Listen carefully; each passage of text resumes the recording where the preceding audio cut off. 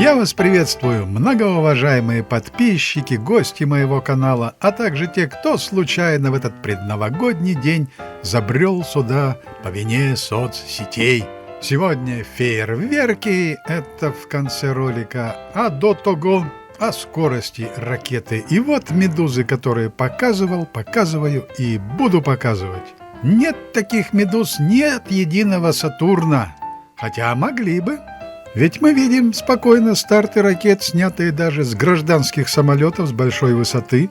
Если бы пиндосы запустили свой У-2 на большую высоту со своей аппаратурой, они бы могли снять все вплоть до выхода на орбиту. Аппаратура была и не только на У-2. И это лишь доказывает, что Сатурн никуда не летал, не достигал никакой орбиты. Ну и, конечно, можно было бы снять и вид, вот как здесь, выхода кораблей на орбиту, снятый прямо из космоса. Но не летал Сатурн ни на какую орбиту. И я бы вот, если запускал людей к Луне, уж извините, много на себя беру, но в предновогодье можно. Я бы, конечно, разместил специальную аппаратуру для съемки выхода на орбиту, и самолеты бы разместил. И так бы подгадал, чтобы из космоса снять этот эпический выход на орбиту. Ведь орбитеры пиндосовские якобы даже искали место посадок на Луне. Стало быть, аппаратура была. И уж старт ракеты с людьми к Луне. Ну, даже испытательные. Но если что сломается, чтоб виднее было, так надо было снять. Но ничего этого нет. Я констатирую, никуда это ведро с болтами на огромной трубе никуда не летало. Ну, а сейчас основные части сегодняшнего ролика. Не уходите! Прошу всех взглянуть на небо. Снизу звездочки кажутся маленькие. Маленькие. Но стоит только нам взять телескоп и посмотреть вооруженным глазом, как мы уже видим 2 звездочки, 3 звездочки, 4 звездочки. Лучше всего, конечно, 5 звездочек. Есть ли жизнь на Марсе? Нет ли жизни на Марсе? Это науке неизвестно. Наука еще пока не в курсе дел. Когда речь заходит о полете Аполлона-11 на Луну, доктор физико-математических наук Александр Попов просматривает вовсе не клип НАСА, состоящий из отдельных смонтированных фрагментов, а видео, которое снял кинолюбитель Фил Полейша. Кинолюбитель, активный участник этой космической программы. Фил Полейша работал в IBM компании. И за хорошую работу его наградили поездкой вот смотреть старт Аполлона-11. И он снял непрерывный клип от старта до того, как ракета исчезла за горизонтом. Вооружившись секундомером, Александр Попов начинает просмотр. Его интересует тот момент, когда на видео ракета зайдет в слой облаков. Это легко заметить, так как космический корабль буквально протыкает небо, оставляя за собой дыру. Именно в этот момент исследователь останавливает стрелку. 105-я секунда полета. Согласно официальному графику НАСА, в это время Аполлон-11 должен подняться на высоту минимум 24 километра. Однако известно, что облака не могут находиться выше 10 километров. Это значит, что космический корабль, констатирует исследователь, при такой скорости до Луны долететь не способен. Теория, которую не обманешь, она диктует очень жесткие законы для траектории полета на Луну.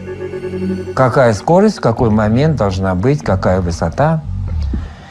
И здесь американцы ее публикуют. И вот этот теоретический график говорит, что на 107-й секунде полета ракета, настоящая, лунная, должна достигнуть высоты 24 километра. А находится еще далеко от своей, так сказать, законной трассы. Куда такая ракета может улететь? Ну, только за горизонт. Исчезнуть с глаз зрителя и кануть в Атлантике.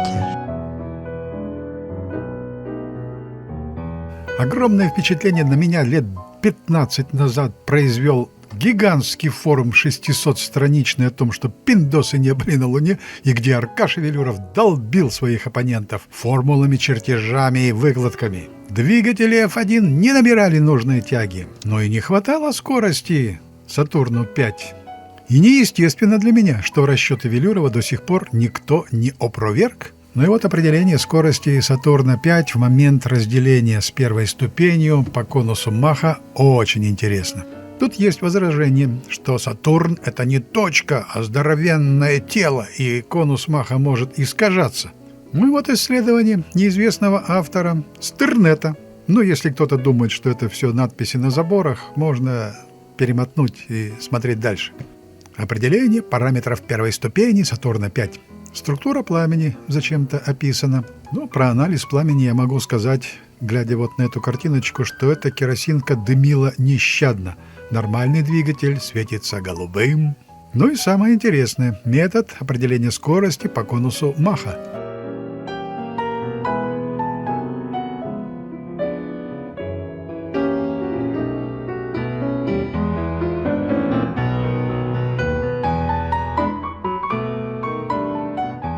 Автор где-то нашел продувку Сатурна, смотрим увеличенные фотографии.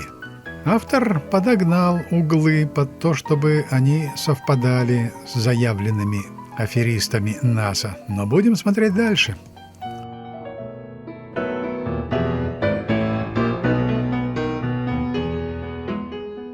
Скорость должна быть примерно 8 махов, и автор подгоняет по углу того самого конуса.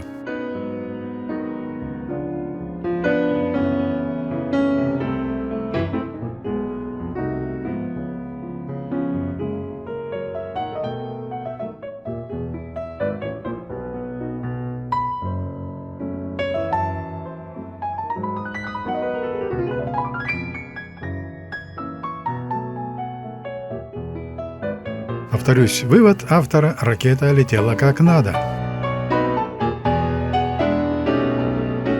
Но если вот по этой ссылке пройтись, то натыкаемся на очень интересный альбом. Это как раз продувки Сатурна в аэродинамической трубе. На каждой фотографии указана скорость Маха, угол относительно потока.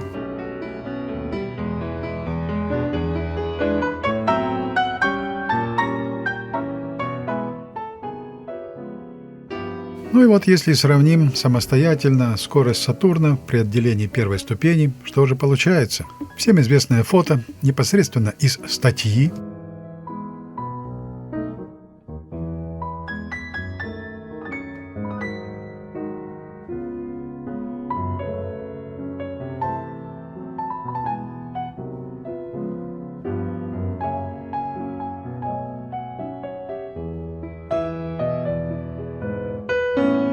Померяем конус Маха. 41,96 градуса. И вот то самое, о чем я вначале говорил. Есть фото получше, сделано с самолета, как написано.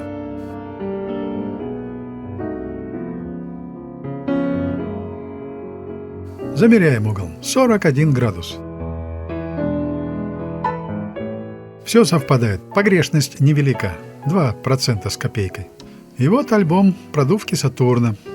Вот изображение со скоростью чуть больше 8 махов, 6 махов и 4 маха. Отметим область ударной волны, подкрасим.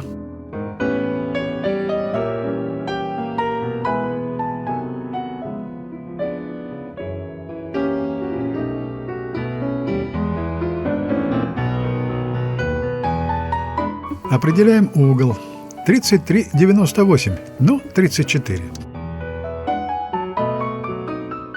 Мы помним, что на фото 41,42.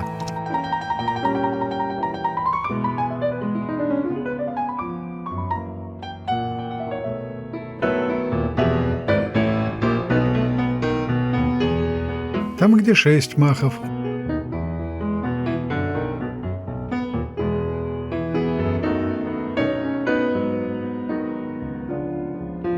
Угол 37 градусов. Опять же, меньше, чем на фото летящего Сатурна.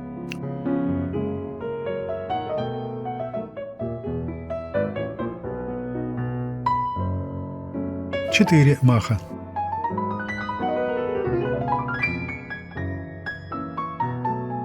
«39,71». Видим, что меньше 40 градусов. Вывод такой, что скорость в момент разделения первой ступени не превышала 4 махов.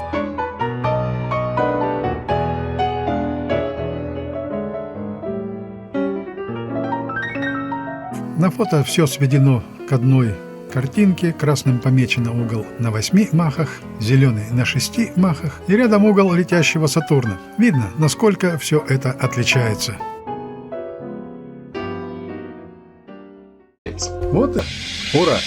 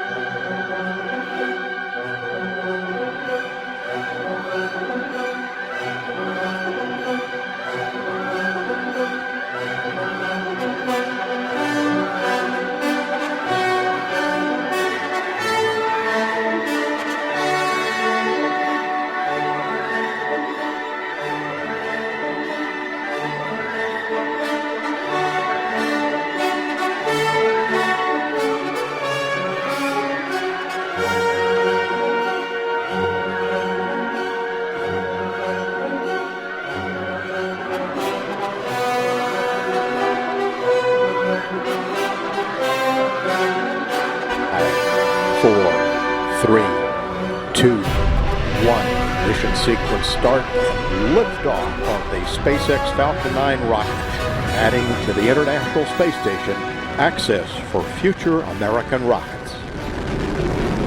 And Falcon has cleared the tower. Stage 1 propulsion is nominal.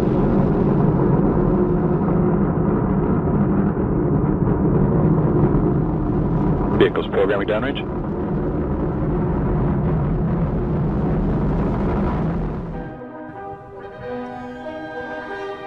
Coming back shows vehicle on course, on track.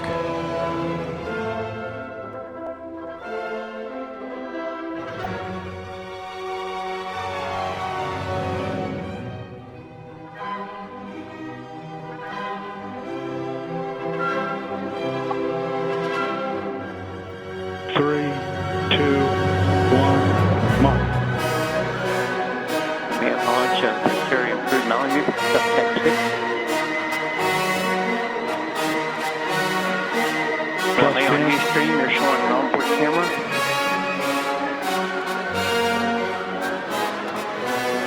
Second stage ignition. ATS shows the is tumbling.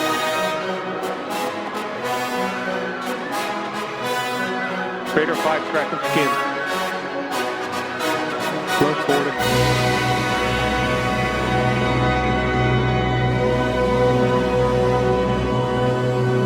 We lost link 2 and 3. Copy that, M&O. PM 2 and 3 lost.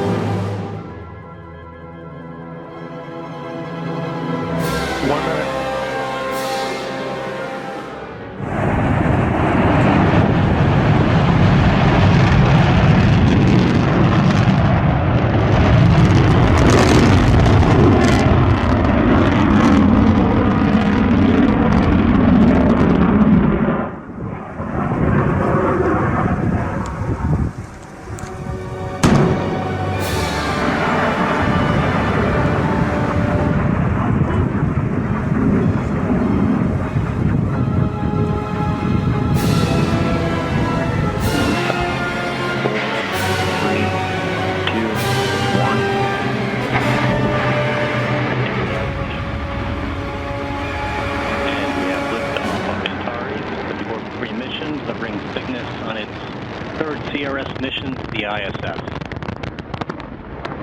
Got main engines at 108%. AVI power nominal.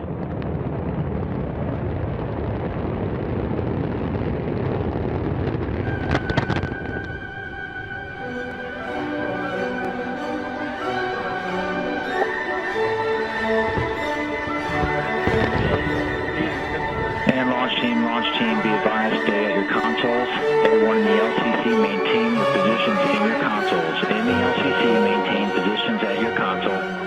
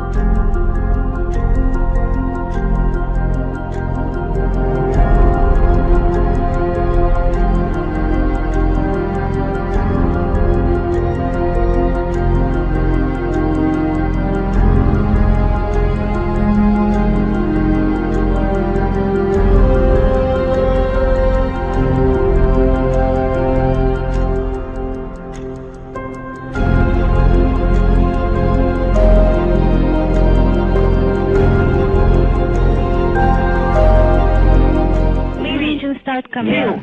1. Go inertial.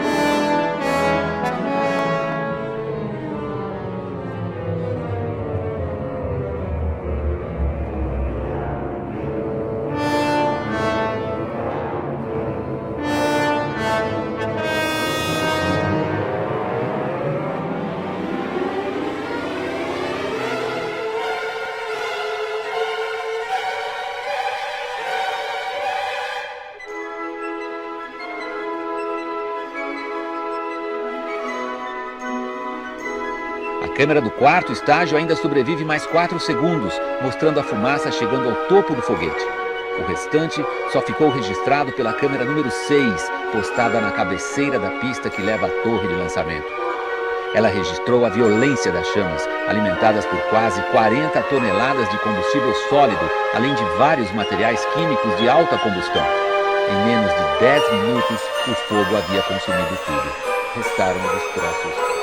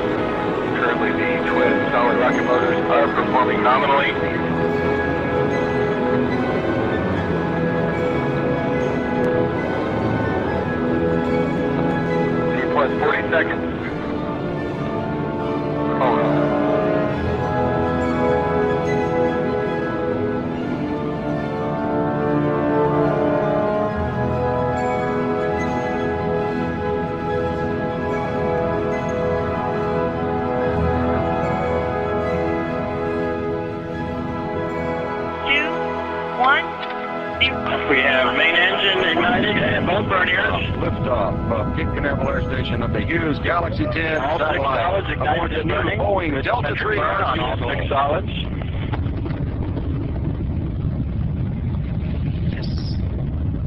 All solids ramping up nicely. 1 minute into the flight. Solids continue good symmetric burn. Coming up on burnout. Burnout on all 6 solids. We have all 3 airlit solids ignited. We have LOS data at AE right now. We have lost the signal from the data from the Delta 3. 5, 4, 3, 2, 1. 0. We have ignition and liftoff from Cape Canaveral Air Station of the Air Force Delta II launch vehicle carrying a new GPS-2R satellite.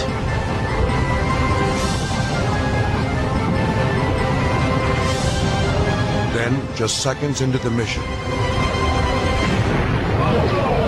an explosion rocks the Cape. We just had an anomaly of the Delta II launch vehicle from Cape Canaveral Air Station. We need to secure the area.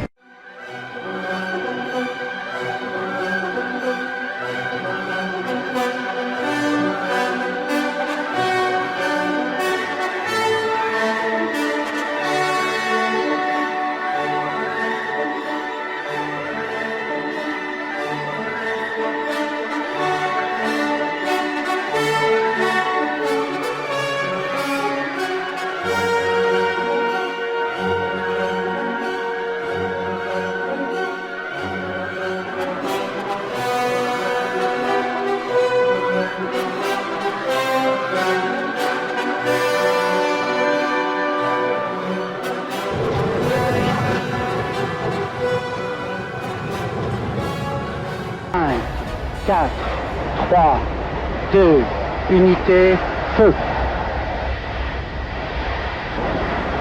Allumage.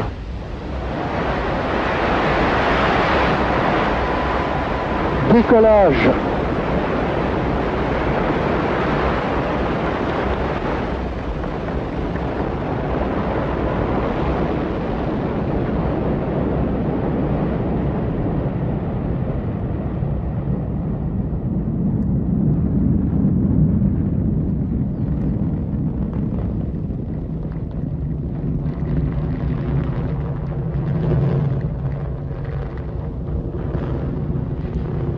Tous les paramètres propulsifs sont normaux et la trajectoire est normale. 37 seconds into the launch, the onboard computers decided 501 was 90 degrees off course.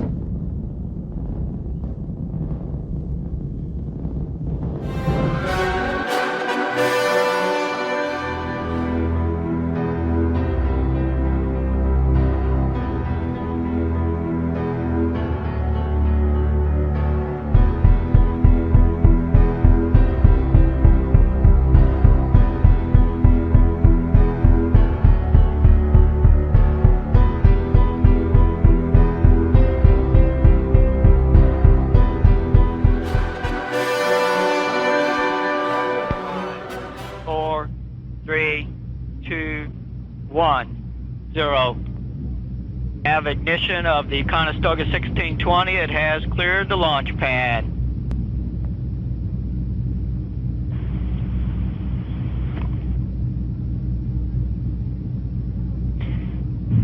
We will have first two motor separations at 56 seconds into flight in about 10 seconds. We have vehicle failure. We do have vehicle failure at this time.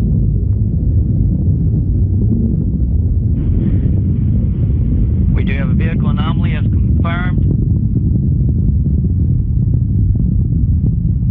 There's an automatic failure, and the various radars are tracking the pieces of the rocket at this time. We would ask at this time that everyone remain in their current locations, and please do not move.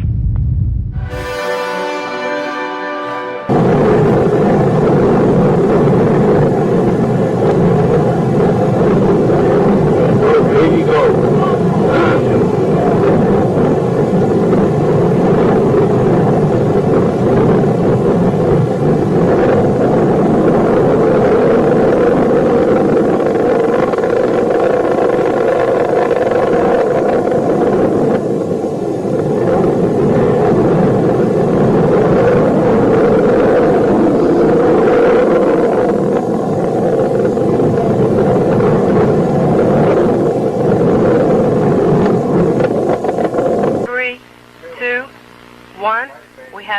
Ignition and liftoff. Liftoff of Delta 178 and the GOES-G satellite.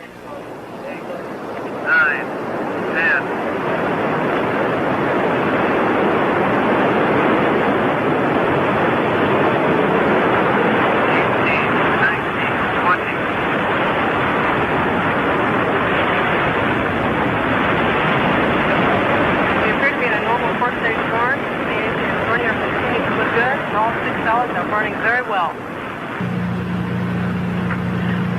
First 6 solids have been jettisoned. We have a main engine shutdown. Lost booster data. Lost booster data. Lost.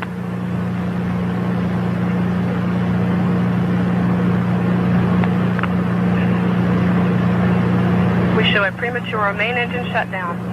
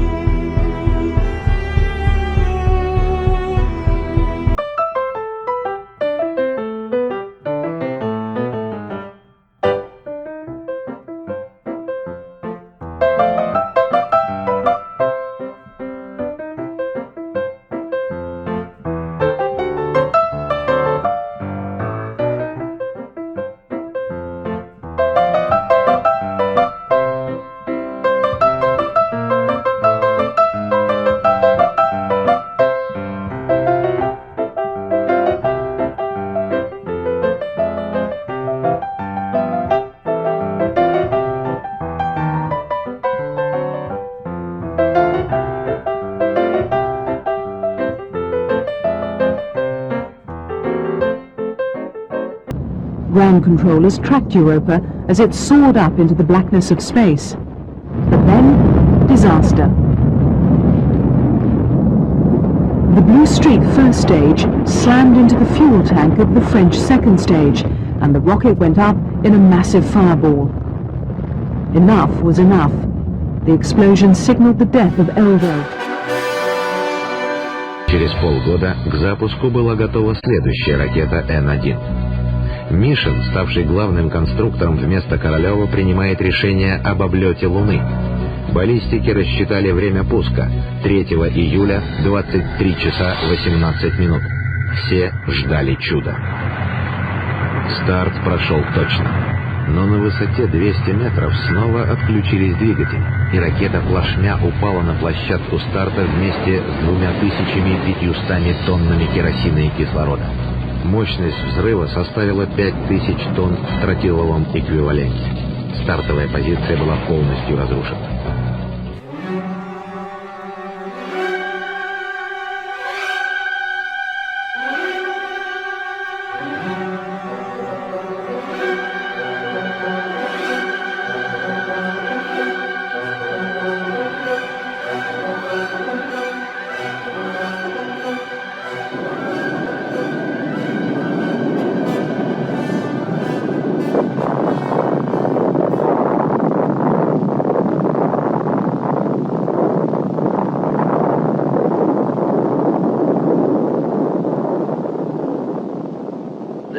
Not a common occurrence.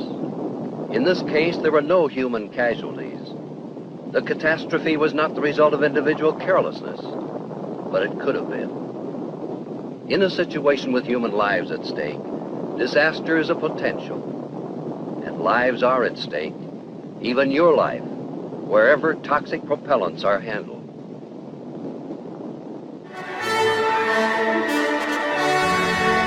Then we got the news that the rocket firing was to be delayed.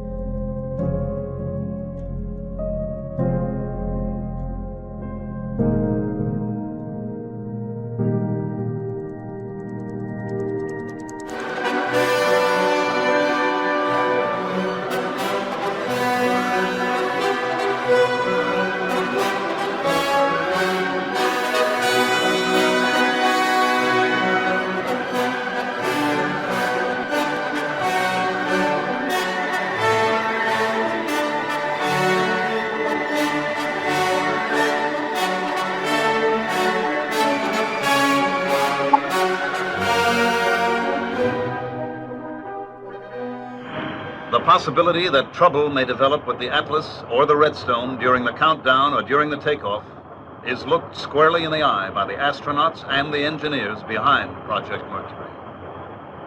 This booster was not a Mercury vehicle, but imagine the worst possible situation for the astronaut, that his capsule is now mounted on top of this Atlas. The escape rocket takes the capsule away from the booster.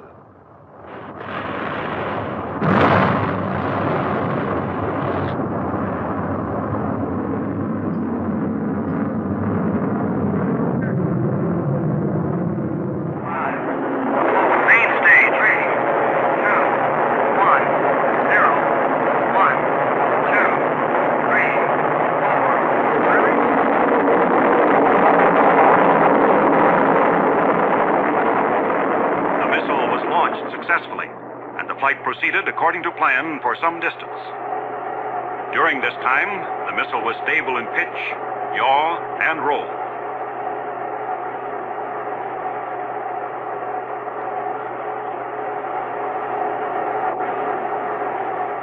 Then a failure occurred involving one engine. And shortly thereafter, another engine also lost power. It was therefore necessary for the range safety officer to destroy the missile by remote control.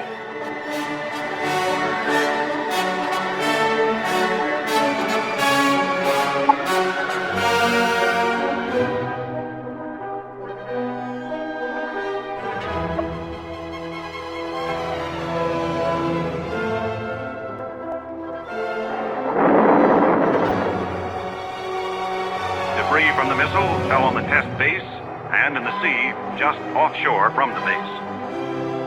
There were a number of failures during the year, and the United States promptly announced them.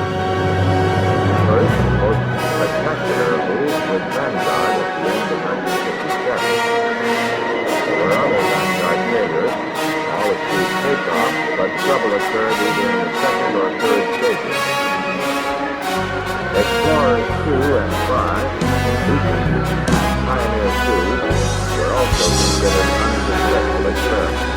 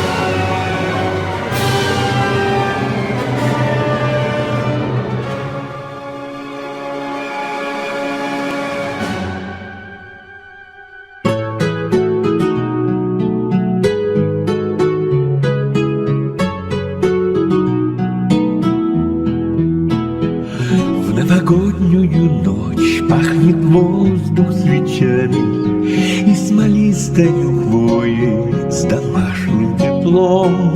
В эту ночь мы хотим, чтобы в дом постучали, и чтоб чудо случилось, которого ждем. В эту ночь мы хотим, чтобы в дом постучали, и чтоб чудо случилось, которого ждем.